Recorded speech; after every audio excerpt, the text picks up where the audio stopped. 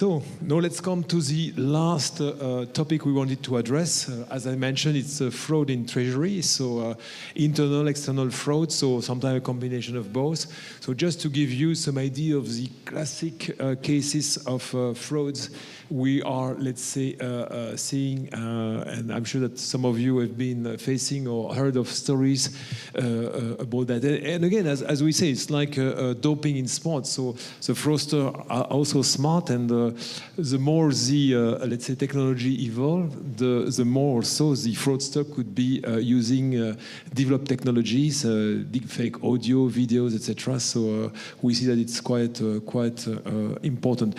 But if you just look at this statistic, and maybe Thomas could soon, let's say, give us a more updated statistic, but it seems that 21% of Benelux companies are victims of fraud over the last 5 years. So you know that whatever over the last or on the period of 5 years, so the risk is quite high to get a fraud. The average loss per fraud incident is 2,000 I think it's especially the case for the IBAN fraud. So it's why the VOP was quite important. Look at the instant payment in the States. If Zeller was such a failure, it's because of the fraud. So we, as Corporate Treasury Association, have pushed for having the verification of pay, not only on instant, but for all type of payment in euro. And the next stage, guess that it will be to extend to all the European currencies. So quite important. 2,000 euro every 5 years, so it's 40,000 the risk per year. 58% of cases are fake supplier fraud, quite classic, and we are in Luxembourg, and it's painful, but we should remember that the Caritas story was quite an important one. Normally, we as multinational companies are better organized, but still, it's not a reason for not focusing on fraud and to see what could we do to be a better, let's say, better protected against fraud, and especially the IBAN fraud. And is VOP and instant payment a better situation compared to the past? Yes, certainly, but is it the panacea? I'm not sure, so we will talk about that with our next speaker. So, gentlemen, the floor is yours. Well, I will start there. So thank you for the presentation. Indeed, when we think about fraud, it's going extremely fast. And I like to keep this in mind. I'm a very graphical type of brain. So if you think about like 20 years ago, what the type of fraud was, when you think about like 10 years ago, 5 years ago, 3 years ago, and just last year, you would see that the graph in your brain increased exponentially. And the funny story, I didn't plan it. I received one attempt this morning, which my IT kicked out very fast. But we need to be very, very, very reactive. So it's a true topic, and we need to keep it very ahead of our mind, especially with the digitalization and the speed on which we are operating on a day-to-day basis. So on this little introduction, I will let Thomas introduce himself. Talk about you, your role in the company for those who don't know Sis-ID. Yeah, thank you, Jean-Philippe, for the introduction, and so thank you all, ATEL, for the organization, and to François. So to present myself briefly, I'm Thomas. I'm an international account executive at Sis-ID. So basically what I do is help international treasury teams, one of the biggest in Europe, like Bridgestone, LVMH, Fareva here in Luxembourg, to automate their bank account validation processes to make sure their payments are secure and be protected against the risk of fraud. So I've been in the industry for about 3 years now, so I'm quite new to it compared to some of you. But every day I see companies losing 50K, 100K, even millions in one or multiple fraudulent transactions. So today we're going to discuss our findings and what the Sis-ID solution brings as a value. Yeah, because it's a taboo subject, so a lot of people do not like to talk about that, but we know that we have many cases, and when we discuss with our member, it's more frequent than what we think. So, and it's good reason to say, okay, no, forget the taboo aspect, let's try to find what are the way to be protected.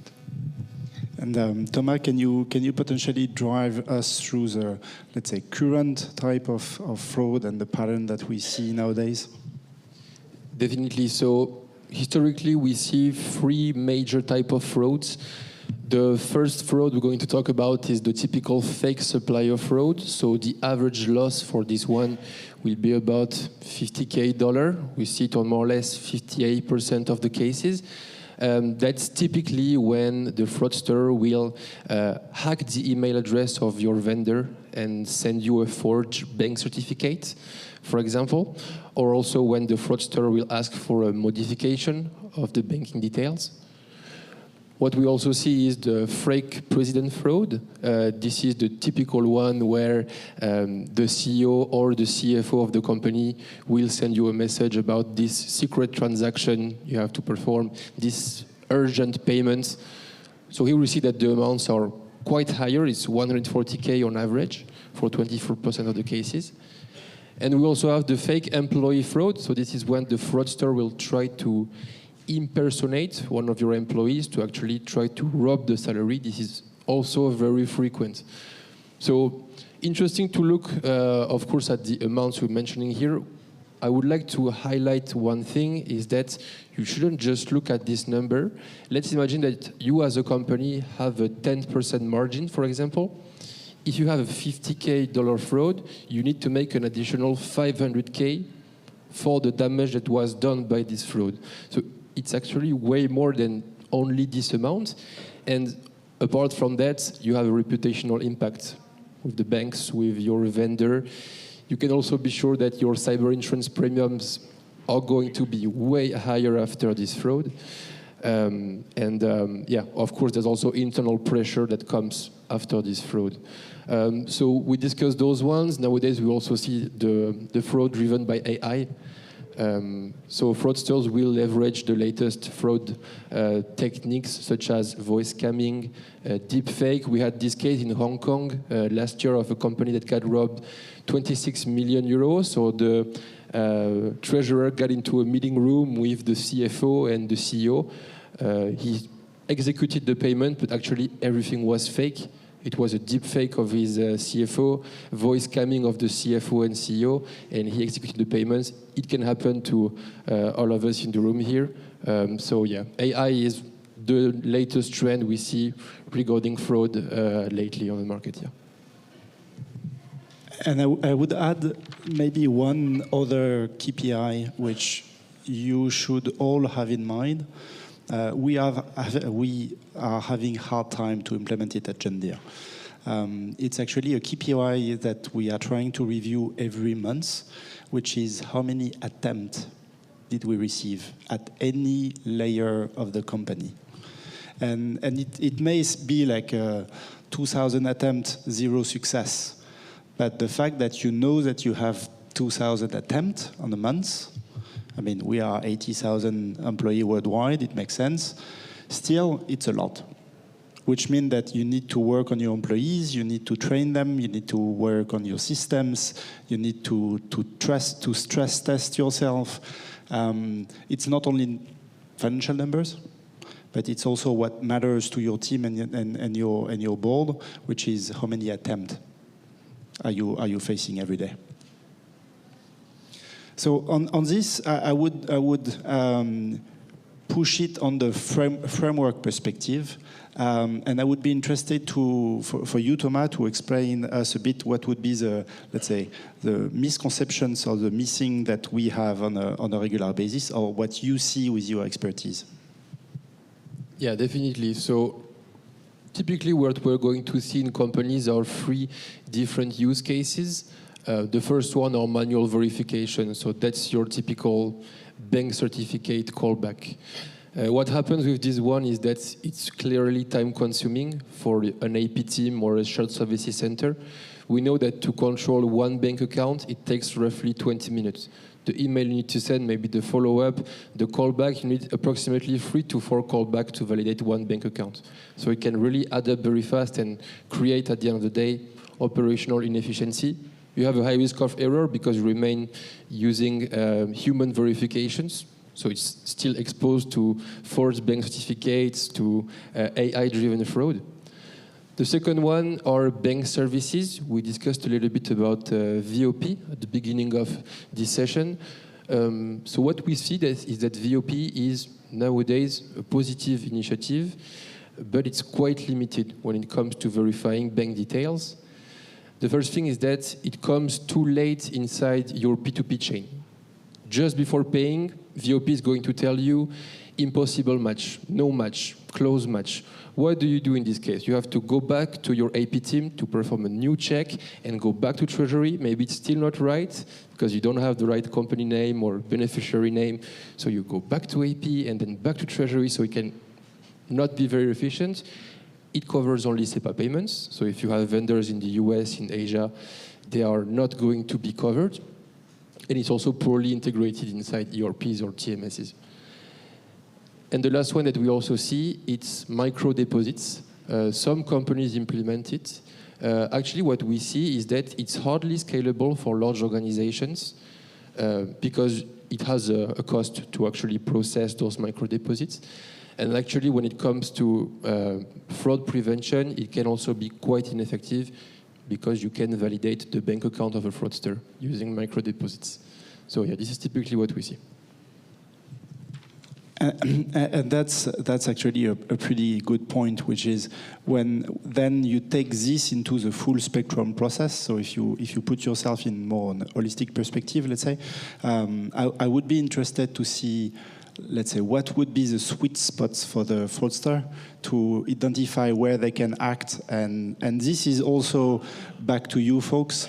Try to think in the same time, what is your process for your company? Do you know it by heart? Like, are you able right now to map it in your brain and identify the sweet spots for your company? Yeah, definitely. So I think it's interesting to see here the architecture of a typical P2P chain, from the onboarding to the payments.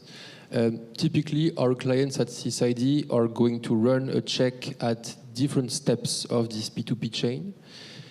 Typically, they're going to run a first check during the onboarding of vendors because this is where you have your typical bank certificate callback. So they're going to automate and secure this process by running a check at this stage. After that, we also have clients who perform a check on their vendor master data because how do you make sure that the vendor you registered 6 months ago, 1 year ago, is still an open company, still uses this bank account? So our clients are going to run a check maybe once a quarter, once a month to make sure that data is up to date.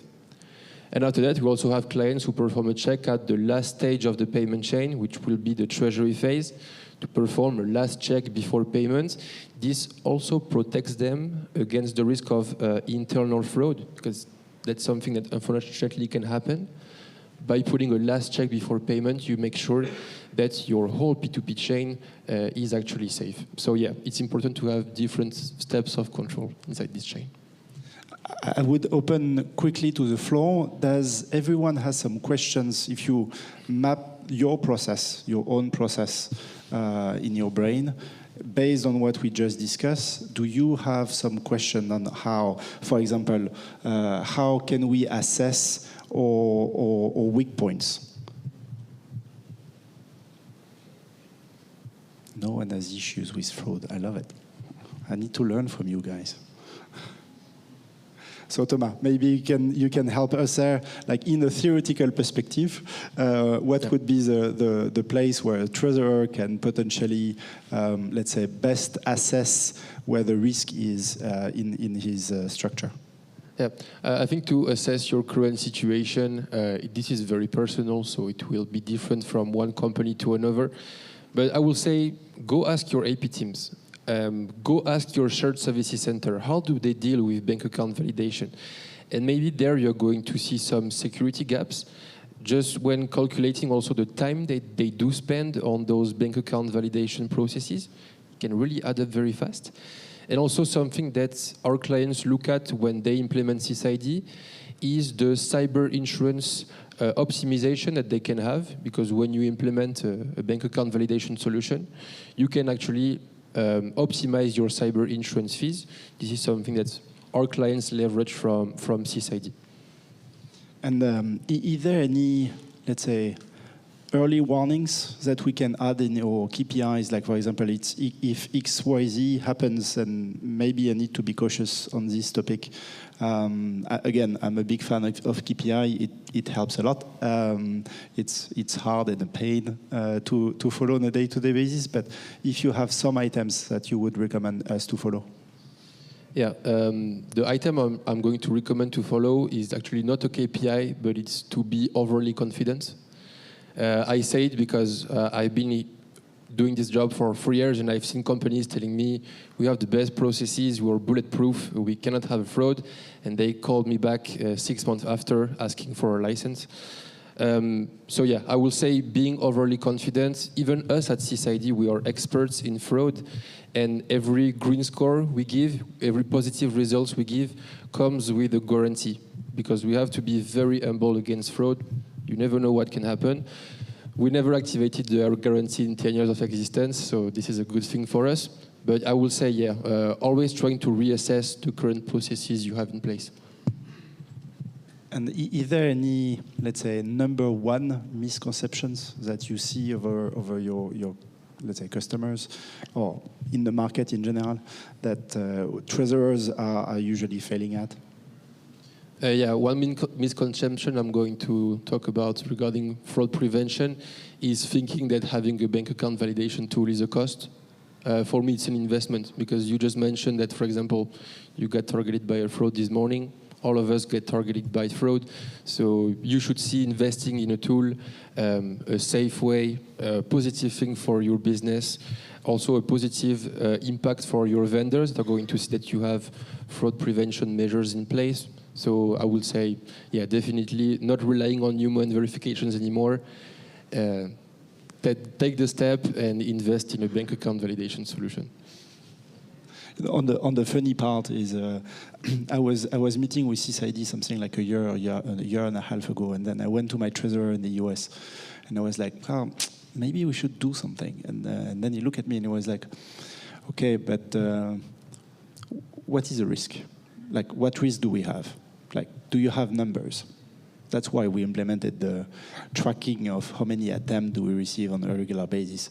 And then the funny piece with the tracking is you track also at which level of the company this happens. So it may happen at an accountant for a small business unit somewhere in a small countries, and impact is not that much. But then your coworker at Treasury receive an attempt, and then you're like a bit more worried, because first that means they have their email. So you need to kind of be careful about it. So that's one of the items that I do want you guys to, ladies and gentlemen, to think about it is, how many attempts do you have on your side? Like, how many do you know about? And how many do you are not aware of it yet? That's the key items to be able to potentially decide if you need an insurance plan. But if you're well organized, you should have a risk register, so you should have assessed this kind of risk. If you can quantify the risk, if you have a review of your internal control, you should identify weak internal controls. But I totally agree with you. So you have the impression that a lot of people are not assessing the return on investment and the payoff. They are just reacting after a fraud case. That's a classical, let's say, case we notice when we talk to corporate treasurers. Maybe another comment. So, and it's we can link that to what was discussed in the first session. So, what is the benefit? Because when you are a big company, you have insurance company, D&O, etc. So, but if you can demonstrate to your insurance company that having this kind of system, Astran or your system, you are more resilient. Let's say you mitigate the risk. I guess it should be a positive point, at least to maintain your premium or to get a discount, but I would say to maintain the premium and avoid an increase of premium, because I guess, as always, the more incident, the higher the premium. Yeah, definitely. The cyber insurance premiums can be very expensive for companies. Sometimes we see international groups and can go up to 6 figures. And actually, it's going to depend a little bit on your cyber insurance policy. But by leveraging the Sis-ID guarantee and the fact that you did put in place a bank account validation tool, our corporate clients are able to optimize their cost of cyber insurance from 5 to 10%. And when we talk about these amounts, it's something non-negligible that you have to take into consideration when you make your ROI calculation. I've been controlled for the DNO insurance by Allianz, and they were coming and let's say asking every 2 years, okay, what are the control about the critical processes? And of course, Treasury, it's a critical, let's say, source of processes and risk. And it was quite important just to make sure that they could maintain your premium at the level it was. If not, it could be challenged. And I mean, I would add for John Deere, we are rated A1 or A+. One of the prime objective of our department in Treasury is not to have liquidity, is not refinancing, is not FX management, is to keep our A+. Which means that a risk of this nature is extremely important for us. Doesn't mean that we are fully set up like many companies, we still have a lot to do. But the reputational risk behind the scene is extreme. And I see that for like the biggest player. It's not necessarily I'm sorry for the words, but the few millions that you would lose, which technically you would recover on the money market funds in a couple of months. It's rather the reputational risk, like what the investor would think about you, like your structure, your governance. Are they doing right to invest in your companies? That's true questions. The reputation is a meta risk. So at the end of the day, everything is transformed in a reputation risk and an impact on the company. And look at NGOs, not only Caritas in Luxembourg, to raise money. I can tell you it's extremely difficult these days, just because a lot of people are scared. Okay, am I at risk when I give to an institution that could be a fraud state? So, but thanks a lot for all this information and insightful comments. So if you have any question, you stay with us. So do not hesitate. And it's something that we have already discussed. We would like to have maybe once a workshop with a bank, and BNP propose to do that with you to go further into the detail of the classic fraud case. And we have an idea of, let's say, a way to be entertaining and to explain the kind of fraud, and to have some exercise just to test the, let's say, ability of people to detect fraud with phishing, scam, whatever the type of fraud. So very interesting. And so any question, do not hesitate to ask Thomas. So thanks a lot. Thank you very much. Thanks, everyone.